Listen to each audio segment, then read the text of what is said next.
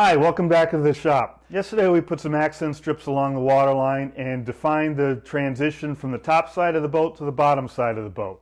And I got one strip onto the bottom wood, but technically I'm not really on the bottom yet. The microBootlegger Sport has a chine, which is a transition from the side of the boat to the bottom of the boat. And it's a hard chine where it's a fairly sharp angle. And it's not really possible to strip around that continuously. So I need to strip up past it and then trim it off again, just like we did at the water line. So mark that line and trim it off. I found I forgot to put the marks for where that chine line is going to be on the forms. So I don't have a guide to go by as far as marking the line on the outside of the strips when it comes time to trim that off. So I made a little jig to draw that diagonal line onto the forms. So that's going to be the first step of the process. After drawing that mark, I will continue stripping up the sides again until we're past that line. Here's the chine of the boat. So we have the side coming up and then we start on the bottom. And as you see, it's a fairly sharp angle right here. And if we try to strip around it, it's just, unless we're really lucky and it lands right in the right place, it's not going to work. And the height from here to here on each form changes slightly.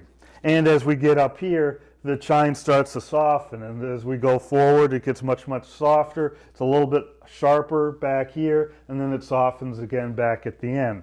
So since that's changing in height, the best procedure is to just strip on past that and then come back and cut it off. When we were marking the water lines, I had this little jig that I could put down here and show where the water line was by transferring this line on the forms to the outside of the strip. And then we made that mark, cut it off, and installed our accent strips right there. I forgot to put any line here. So what I ended up doing is making this little jig. And this registers against the aluminum on the bottom, and this edge here against the far side of the slot. So if I put that in there, down against the strong back, and up against that slot, now I have a way to mark a line. So I can establish that line on the forms, and it's right there. And when I come to do the stripping, I can lay this jig against that and use that to transfer that line to the outside of the strips, wherever these strips may lay. So I need to go through and do that on all the forms, both sides. It's easier to do it now than it is to do it later. Once I get the strips on there, that will start to interfere with this jig. So I'm going to go ahead and do that to all the forms.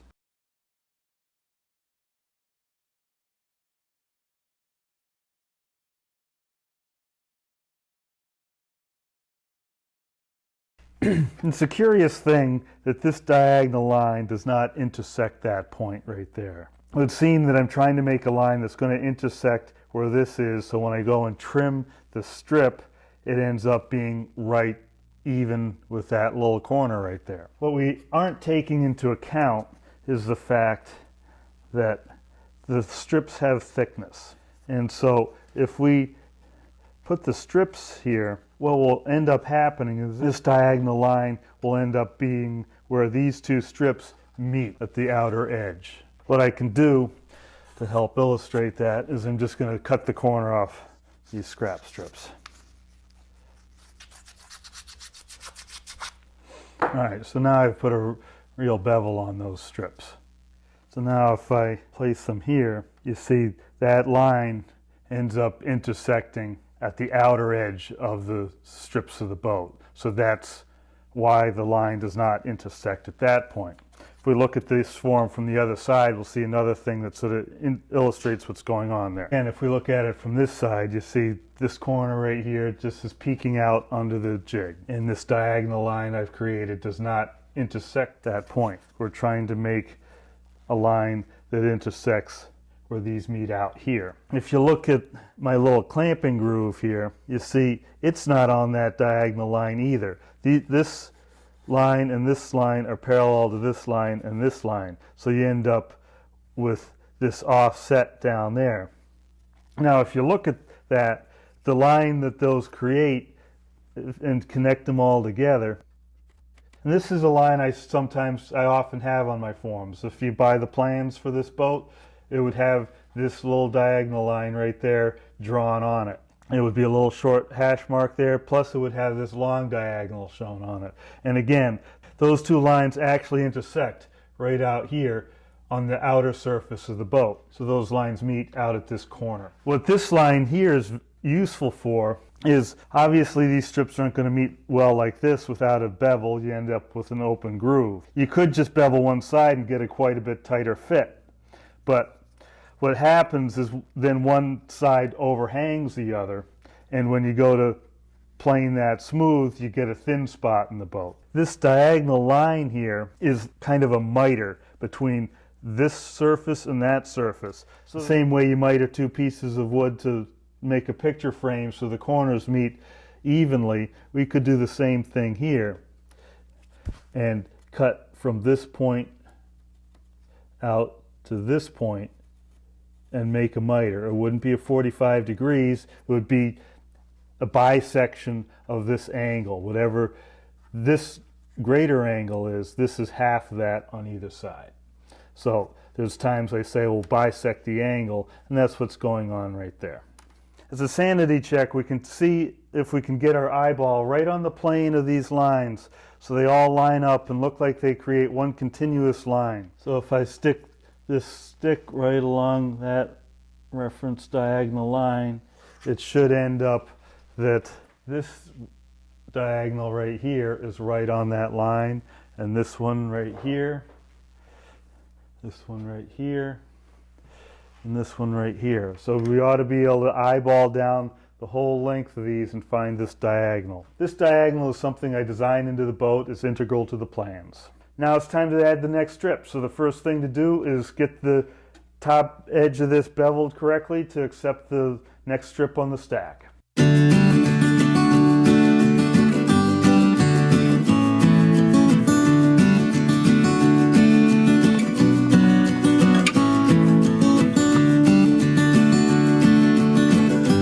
We've got strip number 7 here of the bottom material, and we're just going to be adding on this side. Remember, with the book matching of the bottom material, we took every other strip and put it on either side of the center line, and so all the odd stuff is on this side and all the even strips are on that side. And now we have these reference lines here that will help us line the grain up. So if I just slide this down until those line up, we know that the grain is going to be in alignment. I just want to go down with this dry fit and make sure I have a tight fit. I'm satisfied with the fit. I can take the strip off and glue it up.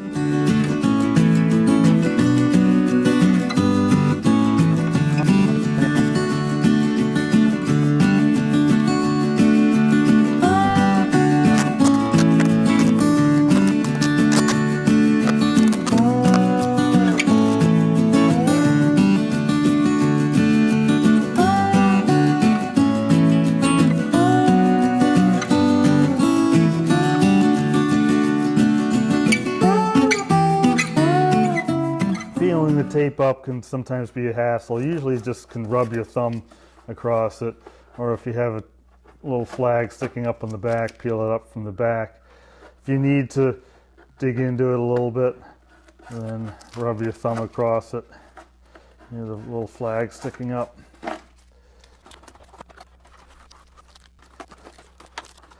As we continue stripping up the sides to the chines, we don't need to strip beyond the chine. And here, this would be one more strip, and then we're a little bit past the chine. We want to go past the chine, but we don't need to keep on going past. So we want to go a little bit past.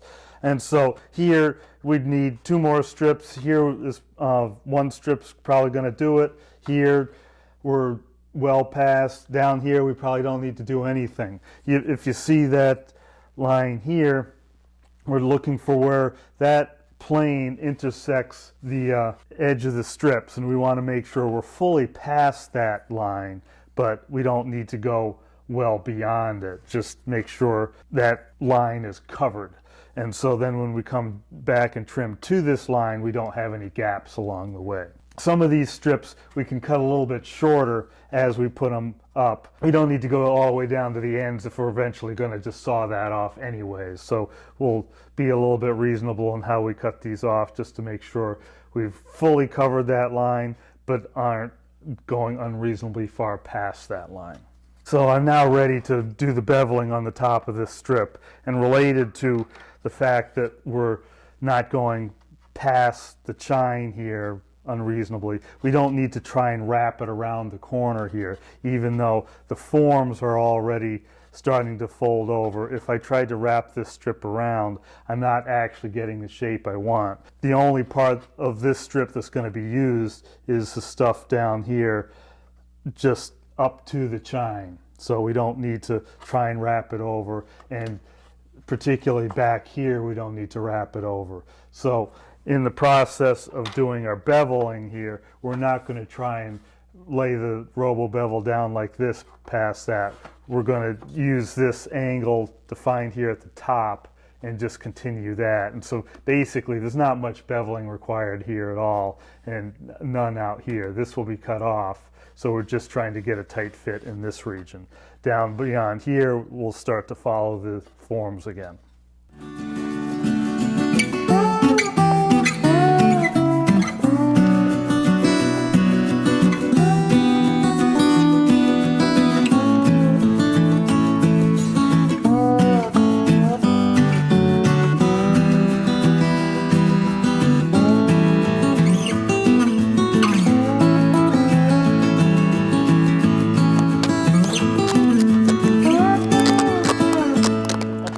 Point, my schedule's had something like lunch or whatever right after I've put on a strip. It's just worked out that way. But at this point, I just put on this strip and I want to put another strip on here. Often I can put one strip on here, then put another strip on the other side, and by the time I come back to this side, the glue's already dried.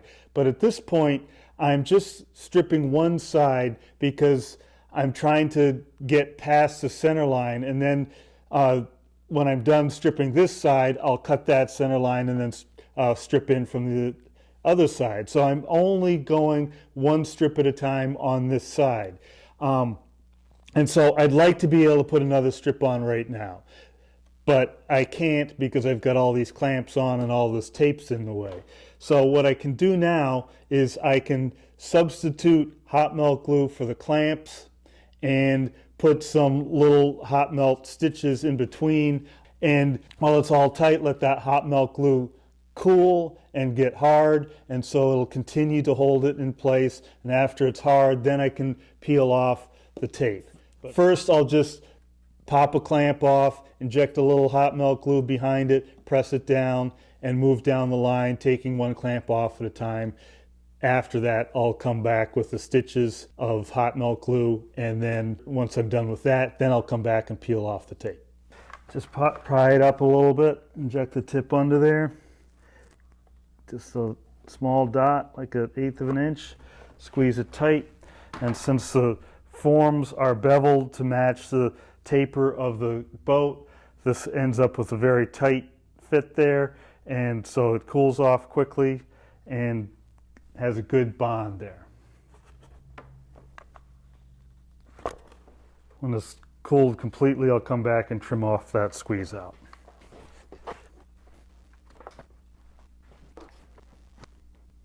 I'm not going to glue it to this front form. That'll just make it hard, make the forms harder to get out. Now I'll just come back and put a quick little bead of glue across that joint between the strips. Right now this has no holding power, but with the tape there clamping it tight while I'm going, this doesn't need to do anything until it's cooled off, and then it'll serve to help hold those strips tightly together while the glue dries. One reason I use yellow carpenter's glue is it tacks up really quickly. In a tight seam like this, and the 10 minutes it's taken me to do this, it's really got a lot of strength already. But this will give me a little added security once they cool off, so I can take that tape off And if the yellow glue is not quite ready to hold, this will take care of it. While that's cooling off, I'll come and get the squeeze out off the forms.